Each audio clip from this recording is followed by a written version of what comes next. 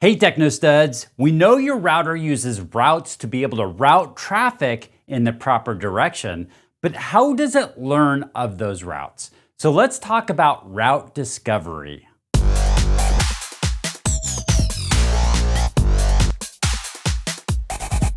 In this video, we'll start out by talking about route types, we'll get into static routes, and then we will briefly get into dynamic routing protocols.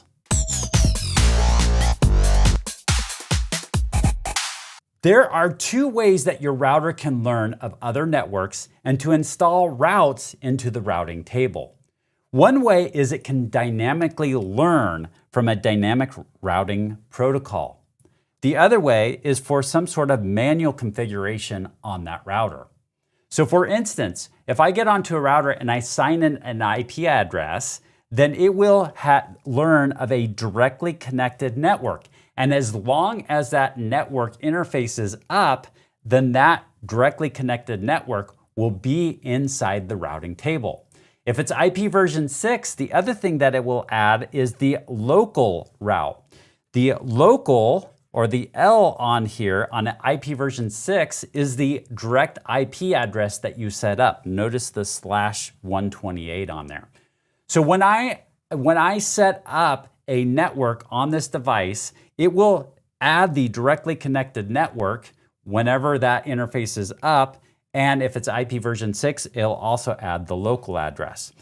The other way that I could manually set up a route on my router is to do the IP route command and specify the network that it needs to reach and what exit interface or the next hop, how to get there. So that's statically set up. So that's a manual configuration. Whether I'm setting up an interface or I'm setting up a static route, we can configure that and the route gets installed on the routing table. The other way for it to learn is through a dynamic routing protocol. So we would actually configure it for something like RIP or OSPF, and then as long as we have it's connected to other routers that are speaking essentially the same language, and maybe it's OSPF, then they'll learn from each other of all of these directly connected routes that are on these routers. Here's an example of a IP version 4 routing table. On here, we can see very similar. We don't see the L's, the local routes that are in there, but we see a lot of directly connected networks. So anything with the C on here is a directly connected network. We also see a couple examples of a statically assigned route that's on here. And then we see several O's on here as well. And if we need to find out, well, what does that O mean? We can look up here, and O is OSPF. So we look into the legend and we can find that this is actually has learned of these routes on here through OSPF.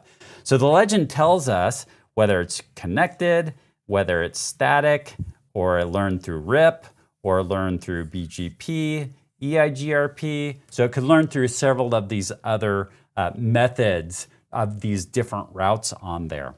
One other thing that I'll point out, there is this special route right here with the asterisk next to it. That is the default gateway or the default route.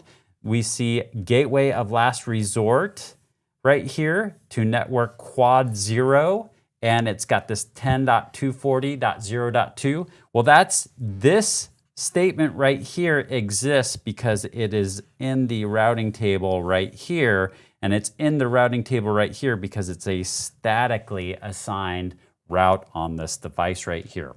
So we see that that IP address matches up with that IP address. So that is the gateway of last resort, or the default route that's on this router.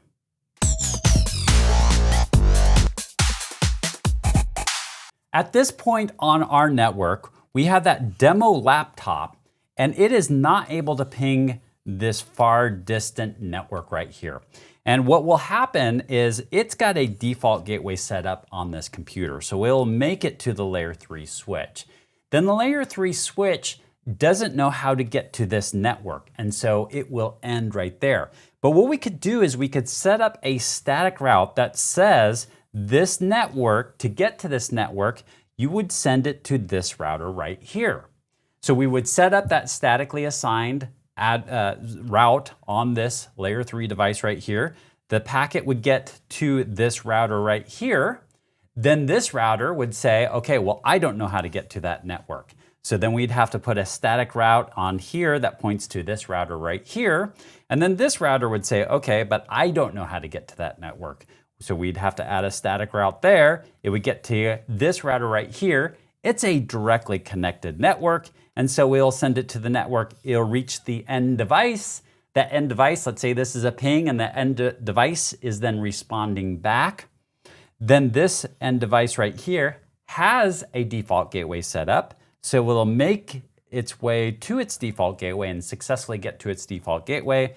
From this default gateway, it is not aware of this network that this computer is on. And so what we'd have to do is we'd have to assign a static route on here that points to this router over here. And then this router would get it, and this router would say, well, I don't know how to get there. So we'd have to assign a static route that would point to this router right here. And then this router would get it and it'd say, I don't know what to do with that. So we'd have to create another static route that would point to this layer 3 switch. So we would, to facilitate this level of communication, we would have to have 6 different routes. Here's 2, 4, 6 entered on these machines, 6 different static routes just to allow this computer to communicate to this network right here. If we were talking about this demo Pi, we could, through these same static routes, make it to this network right here. But this network, once again, this router would not know how to get to the network the demo Pi is. So we would have to have another set of static addresses or static routes pointing to the 10.1.20.0/24 network. So there you can see that static routes are great. We can get this up and running and communicating, but it would take quite a few routes on here. We're at 9 routes already, and we haven't even we've only done a couple VLANs, and we've got probably about 5 VLANs we would need to do with this. So we would need quite a few routes to make this all function correctly. That's where a dynamic routing protocol could really help us out.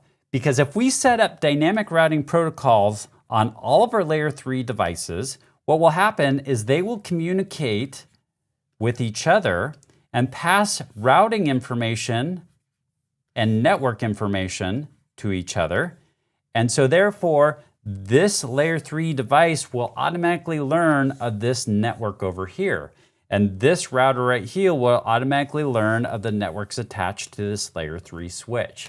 So that's where OSPF or RIP or EIGRP can really help us grow our network and make it more scalable, because then it could just automatically learn of these different routes and of these different networks. So let's take a look at some of the difference between statically assigning routes and these dynamic routing protocols, which will help the routers learn of routes dynamically. First of all, from a manageability standpoint, static routes are really easy. They're just simple lines that we can enter in there and get this communication going. Until your network starts growing, and as you scale up your network, this becomes increasingly difficult to manage. So from a manageability standpoint, this can get difficult as it increases in size. Versus initially, a dynamic routing protocol is a little bit harder to set up. There's a little more gotchas with it and little things that you got to be concerned about, but it's much more scalable. Once you have it set up, it scales much easier. From a topology standpoint, if there are changes that happen, this static route, they're statically set. They don't change. And so you would have to go onto the equipment and actually change it if a link went down and you need to reroute a different direction. Versus dynamic routing protocols are adaptable. When things change, they automatically update. So static routes are not as scalable versus dynamic routes can be much more scalable. From a security standpoint, there are some issues with dynamic routing protocols. There's information that's being passed back and forth between these devices. And anytime we've got information that's being sent around, that is a way for a hacker to be able to gather information about your network and learn more about your network. So that can be a problem. Whereas static routes, there's not that same information that's being passed back and forth. From a resource usage, the dynamic routing protocol is active. So it's taking up bandwidth. And every time changes happen, it will take up memory and CPU as well. So that is possibly a downfall from the dynamic routing protocols, whereas static routes, very simplistic in how it operates. As far as a path predictability, that means that if I look at my network diagram, I know exactly how it's going to communicate and predict where the paths are going to go across. Well, you define it with static routes, and so it's pretty straightforward there. But with dynamic routing protocol, you don't have as much control over it, or you have to get in there and start configuring things so that way you can specify exactly how you want the choice of the routes to be selected. And we will be talking more about that when we get into our next module. So when do we use these? When it comes to static routes, we use it when we're dealing with smaller, simpler networks. We use it with default routes. So there's still times, even though we have dynamic routing protocol set up, we still will set up a default static route. It's if we have what's called stub networks, where the network doesn't continue on, it just ends at a certain point. Or if we want to be explicit, we want to control the flow of data on our networks.